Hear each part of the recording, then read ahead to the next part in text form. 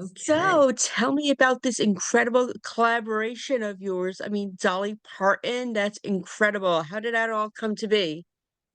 Well, I had actually sent her the track of Whenever I Call You Friend because I thought that between two women would be particularly intriguing. And she loved it. This was before I approached Kenny Loggins, and she loved it. But she said it was too hard for her to sing, and she asked me to find her something else.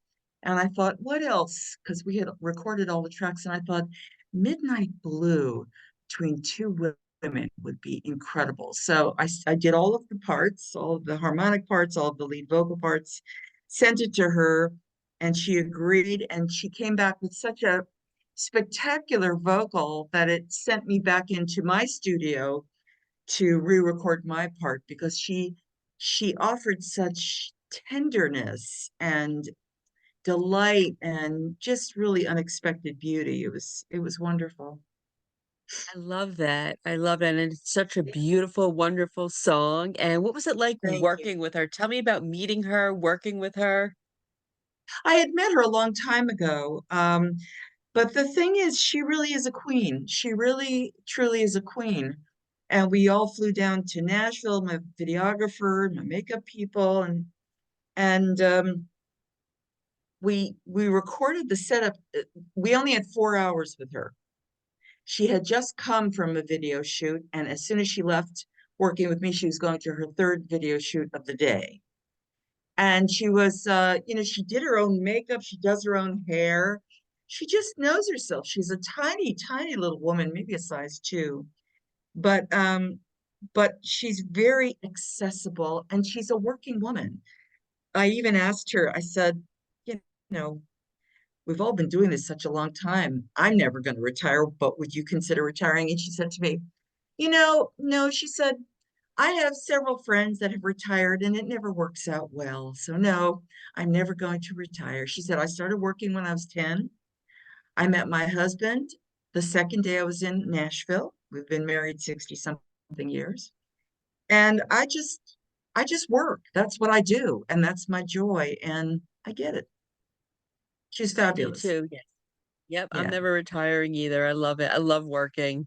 Yeah. So what else are you working on? Well, I'm in my dressing room of the national tour Funny Girl. That's amazing. How'd you get involved with that? Tell me about that.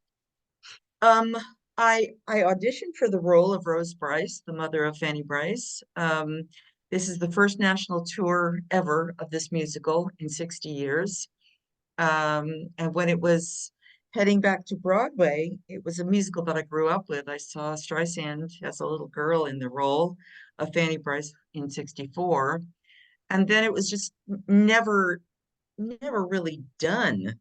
Um, Julie Stein, the composer, had actually asked me to consider starring in it as Fanny Bryce in the 80s, and I was just too much on my own concert songwriting path, and Broadway was just not. I mean, I loved it. It just wasn't my path, and and then when this national tour showed up, I thought, well, I've grown into the role of Rose Bryce. I have all of my life experience, all of the life experiences of all of the women who helped raise me, all of my aunties and my mom and my grandma. And so I auditioned for it, and then I didn't hear anything. You know, it opened on Broadway, first Jane Lynch and then Tova Felcha.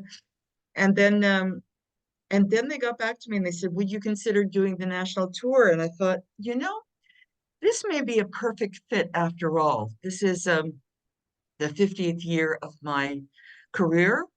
And what an interesting way to spend it by literally traveling all over the nation, performing for wonderful audiences who are privy to this gorgeous musical in a way that they've not really seen me before, which is as an actor, because this is not much of a singing role, it's really an acting role.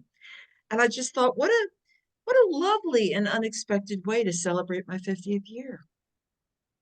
Yes, and speaking of being around for so many decades, you had an incredible role in the 90s as a special mom on TV, and tell us about that.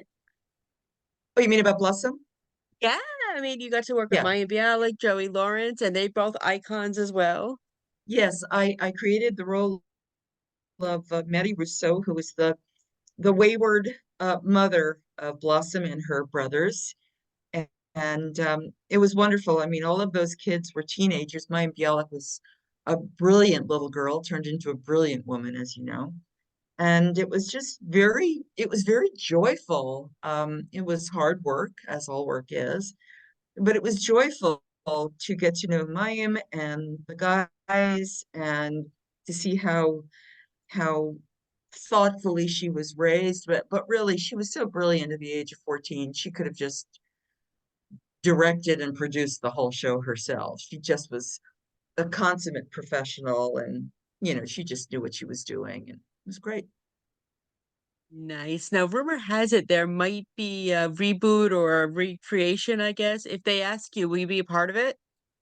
Well, if they asked me, I would love to. It would be very interesting if they reintroduced this wayward mother who runs away from her family and responsibility of raising the kids to pursue her artistic dreams in Paris.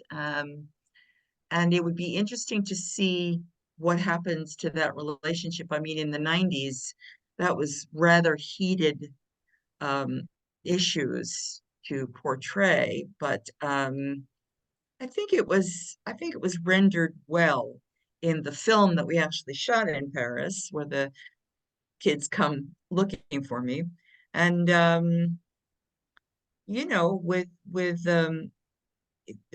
there was no solution. There was no final answer to why the mother had left or anything, but there was a kind of reconciliation. There was the knowledge that the mom, Maddie, really loved her kids and was there for them in her way. And they saw that, and they also saw that she was more of a friend than a mother. Yes, I love it. I'm actually rewatching the whole series now, Oh, and it's just, I was actually I thought of you. I'm so excited when I got to interview you because I was like, I'm so happy. Another one off my bucket list from the show. ah, nice, nice. And one thing I like asking people I interview is tell me a fun fact about yourself. A fun fact? Well, there are several, I think. I think one of the funnest facts is that I was partly raised in the wings of the Metropolitan Opera because when my father was a bassoonist in the orchestra for 30 years. And when I was very little and my mother was working and my father would rehearse in the afternoon, if they couldn't find a babysitter for me, he would take me with him to rehearsals. And he would put me in the wings next to the great big burly guy who pulled the ropes for the curtains. And he would say to 5-year-old me, stay. And I would just stand right next to the burly guy as all of the magnificent divas and male chorus singers and soloists were walking past me in their magnificent costumes. And of course, my dad was playing in the orchestra. And, you know, it was just spectacular and unusual and normal, for my sister and I to grow up in a very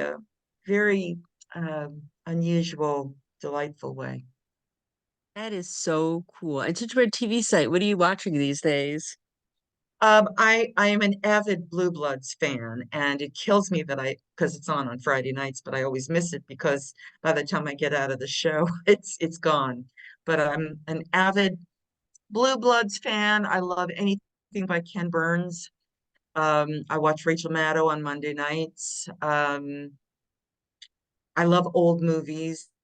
Um, I love Casablanca, and I love the original Miracle Worker, The King's Speech, all of those things. Yeah.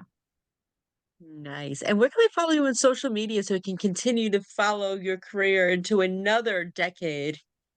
Oh, I'm everywhere. I'm on Facebook and all of the platforms, and the album review, which has finally been launched as of last Friday. My 25th album is on all of the platforms, iTunes and Amazon, and you can find out where I am with Funny Girl on tour on my Facebook page, melissamanchester.com. Beautiful. Well, Melissa, it was such a pleasure to speak to you. Thank you so much. And I can't wait to talk again soon. Thank you very much. Take care. Sorry again that I You was too. late. No problem. Okay, Bye-bye. well, bye-bye.